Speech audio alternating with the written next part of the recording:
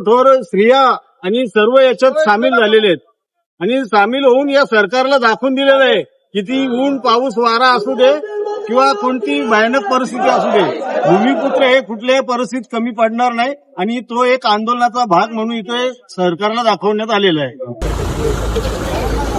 तर पोलीस पहिला मी काय बोलणार नाही, तर कसं आहे यांना कोण जातं कुठून वरनं, म्हणजे वरती जे काय बसतात ना महारथी, हा मेन यांच्यावर असलेला हा पूर्ण प्लॅन आहे, समजलं का. आणि मला आधीपर्यंत त्या लोकांना बोलायचं आहे तर तुम्ही त्या लोकांना मागे घेता ते लोक तुमचे आहेत, तुम्ही त्या लोकांना मागे घेता ते लोक तुमचे आहेत. आणि पहिली गोष्ट म्हणजे आता तर आम्ही गेल्यानंतर आम्हाला पोलिसांनी वगैरे आम्हाला चांगला आज सोडलं वगैरे, चांगलं वगैरे झालं वगैरे, कसं त्यांचं काम होतं काय केलं.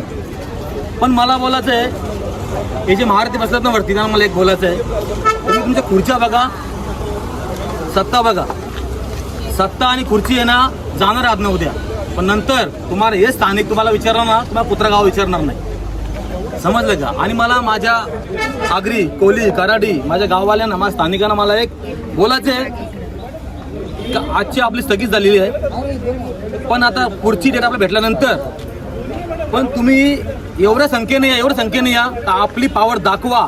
हा आगरी हा कोली हा कराड काय ना हा दाखवा.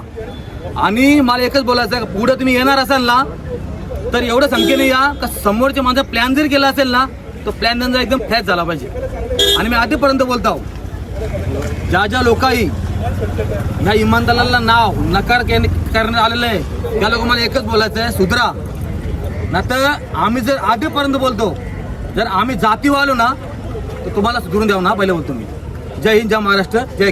मला एवढंच बोलायचं आहे, आजचा जो आंदोलन आमच्या समाजाचा होता तो बहुमतांनी आम्ही तो सक्सेस करून दाखवला आहे. आता पुढचा आम्हाला कॉल येईल तेव्हा येईल, पण मी असं बोलते की आपला प्रत्येक मराठी माणूस घरातून निघाला पाहिजे. आणि मी आवाहन करते की जास्तीत जास्त संख्येने हा आंदोलन आपण पुढे नेऊया. हा आपण स्थगित झाला नाही समजूया, उद्याचं आंदोलन जरी आपल्याला करायला लागला तर नव्या जोमाने आम्ही तो करणार. जय महाराष्ट्र.